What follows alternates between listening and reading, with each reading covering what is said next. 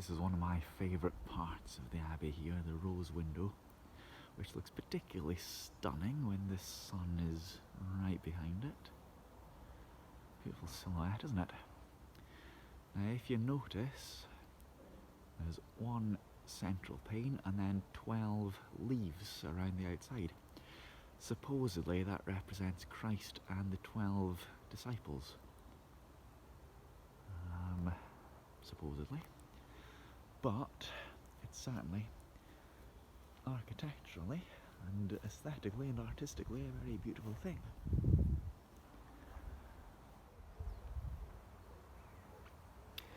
This is quite a modern obelisk. When I say modern, I mean about 200 years old, showing James I of Scotland on this side, with his coat of arms as a lion rampant, and medieval clothes, tights and a skene dhu it might be, or a short sword. And there it is, James the, that is a thorn there, so not James Ye but James the First of Scots. And around the other side it's got James II in armour, and he's got a cannon there. Because he was very much into artillery, and he died at Roxburgh Castle, which isn't far away from here, only about 20 miles or so, when one of his cannons exploded. So he was leading the siege, and one of his cannons exploded, and a big bit of metal went straight through his thigh and killed him.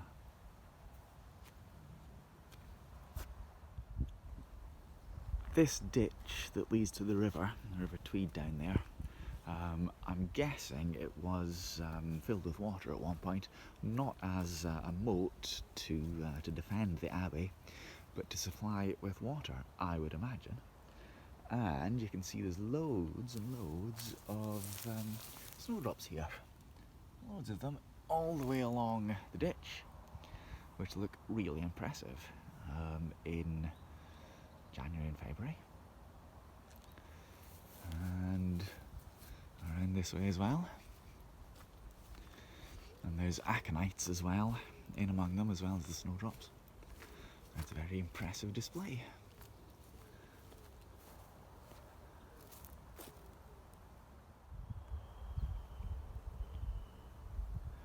I want to show you the chapter house here. I'll just show you where we are in the Abbey. There's the beautiful rose window.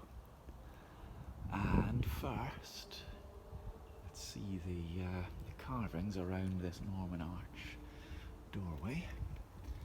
Really beautiful. The columns, these 3 columns, I'm not sure if these are modern, but goodness, the sun is making it so warm.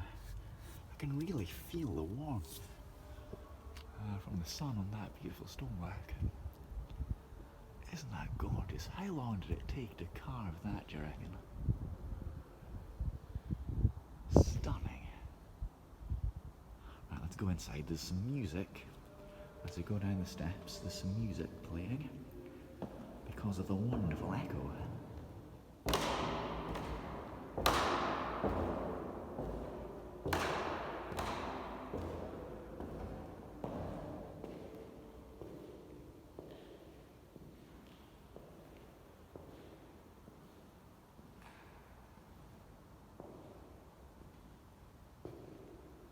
Now the paint here on this end wall, behind the glass you can see the paint there, and this paint is 13th century.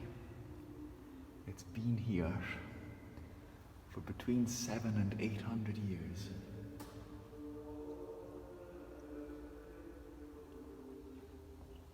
Can't really make out very much, but you can certainly see patterns in it. There's a round pattern there with a cross in the middle.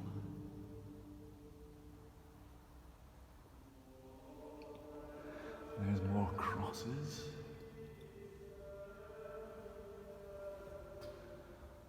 Another circle. Could it be a Celtic cross, perhaps?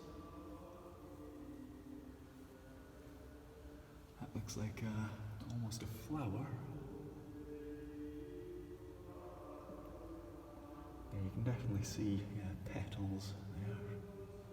It's very geometrical. And again, look at the carvings as well.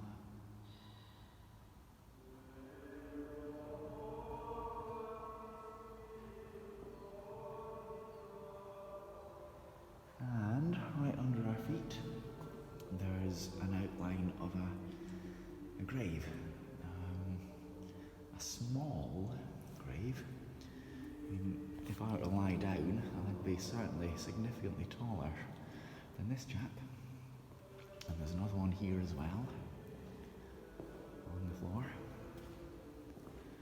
According to the little board here, the plaque, burials below, the outlines of 2 coffins are carved on the floor. They mark the graves of important Abbey officials and discovered during the Earl of Buckingham's excavations in the 1700s. And it also says here, violence was recorded at Dryburgh Abbey in 1320 when Brother Marcus punched the abbot. For such a violent, serious offence, the canon was excluded from the abbey.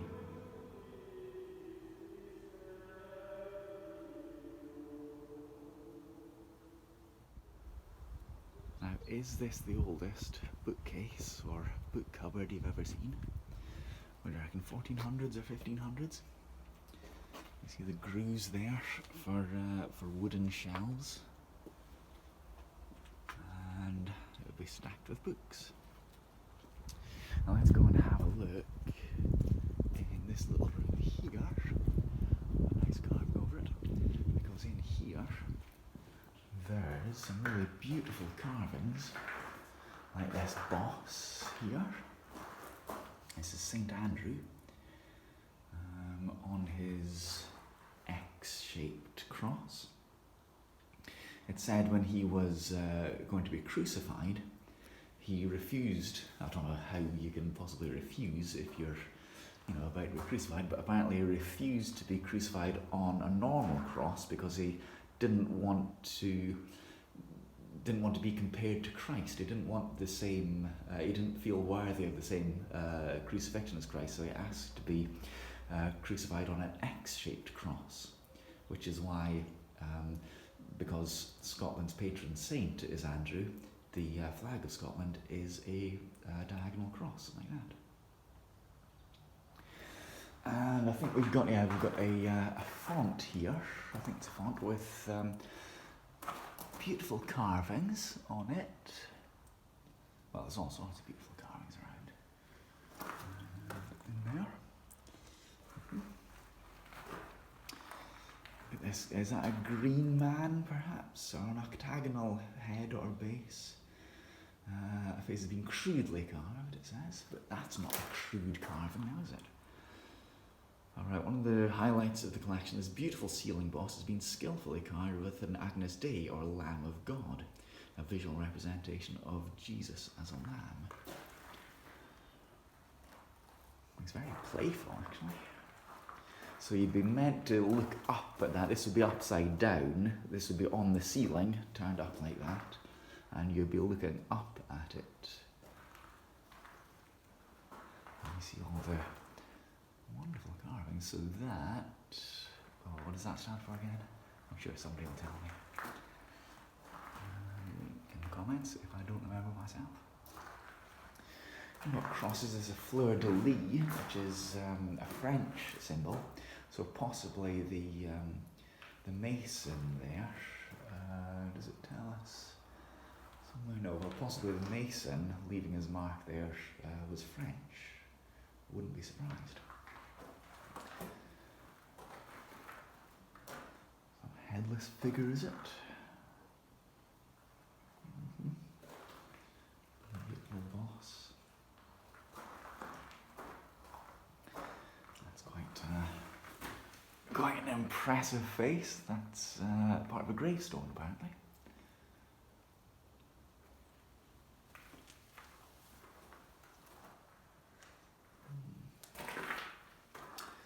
And you see here Saint Sebastian. There's a picture of Saint Sebastian. thrown as part of a statue of the martyred Christian Saint Sebastian. The saint was a common image thought of for protection from the plague. In 3rd century Italy, when Christians suffered serious persecution, Sebastian was attacked and left for dead, attacked with arrows. Through there, by the way, through there is a dry room where stuff's kept carefully. It's impressive, isn't it? It's impressive.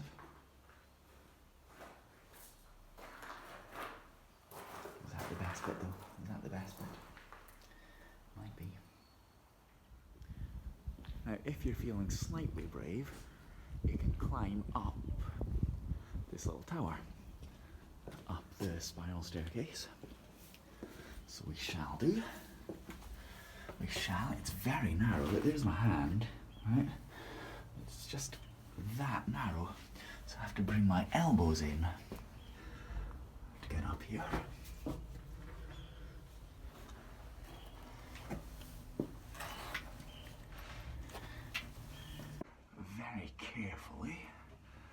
Very carefully going up the spiral staircase. You can't be too fat to get up here, I can tell you. But when you get to the top,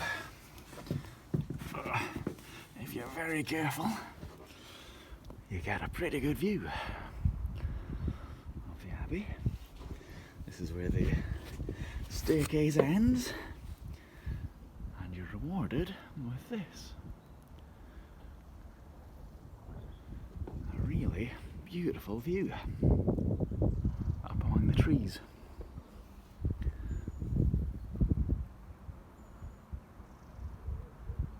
There's the rose window. There's the graveyard through there. There you can see where there has been a previous roof. And the grave of Sir Walter Scott and Earl Haig over there.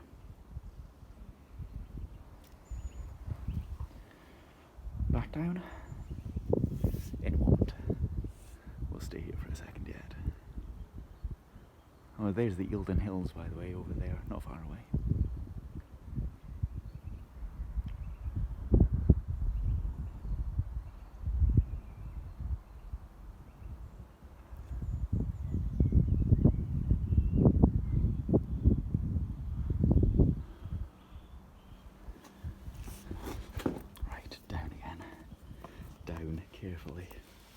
Carefully, maybe we'll go backwards. Do you think?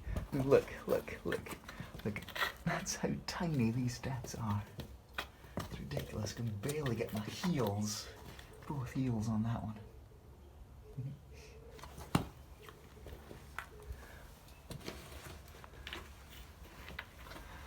Go sideways.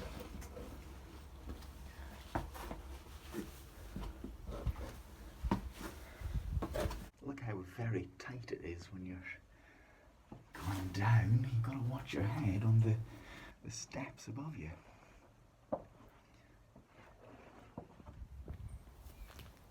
This is the grave of Sir Walter Scott, arguably the world's finest romantic novelist. Just here. His family were also from nearby. He lived at Smailham Tower in his childhood, and he often visited the Abbey here. He was inspired by it, of course. Sir Walter Scott, Baronet, died September 21st, 1832. And it's in the north transept, which is from the early 13th century. That's pretty magnificent.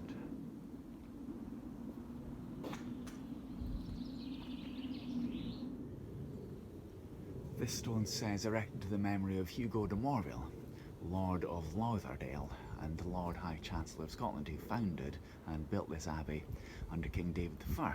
He died in 1162.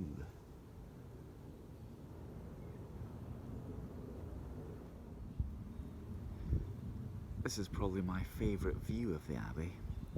From the corner here, you get a very good view when the sun is shining over there, and it's putting the Abbey into a silhouette, which is really gorgeous. And I also like the moss on top of the walls. It's gorgeous, isn't it?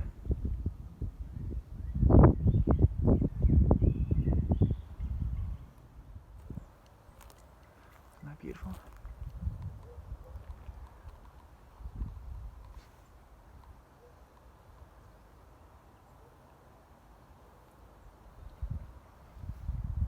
In memory of Peter Sterling, resident of Dryburgh, 44 years, who died there 21st of May 1847, age 71. Jean Oliver, who died at Dryburgh 21st November 1855, age 75, and also their children, Thomas, Anne Sterling, John, an artist, died age 55.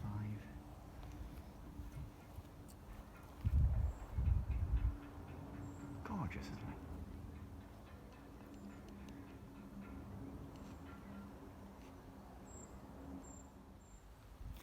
Now, it's not just the built architectural history, which is wonderful to see here at the Abbey, but this yew tree is thought to have been planted when the monks built the Abbey, the Dryburgh Abbey yew. So that would make it about 800 years old. And as you can see, it's very much green and alive and well. 800 years old, think of that. Think of how many kings and queens and wars and developments, the technology, all the social changes that have happened within the lifetime of this living organism. 800 years of history. It's seen it all.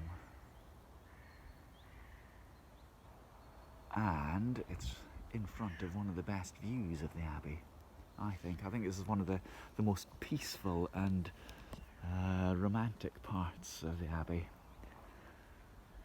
Because it's really quiet, you can hear the birds, you can hear somebody doing a little bit of building as well. But it's quiet, the sunlight is gorgeous through the trees.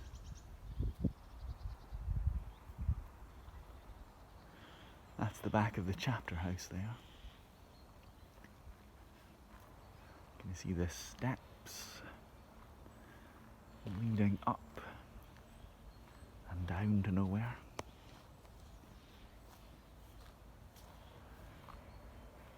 Look at the colours. Look at the carving. These windows. The marks on the stones. Touch the history, you can feel it.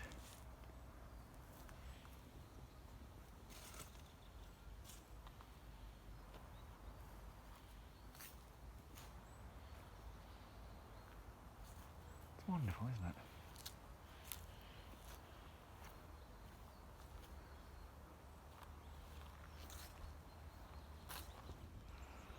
Now this is a lovely little feature of the Abbey, a hidden feature. We're on the outside, so we're kind of within the graveyard, and we're round the eastern side. And there's a little mark here on this piece of stone. Now, if I knock here, right, have a listen. Okay.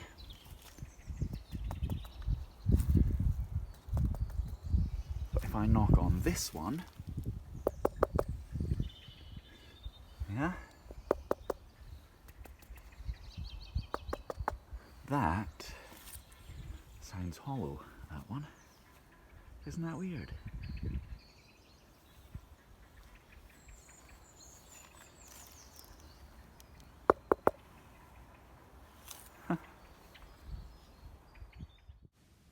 Thanks for watching, everybody. Make sure you subscribe by tapping onto my face and then click onto the little bell so that you're notified the next time I post something or if I go live.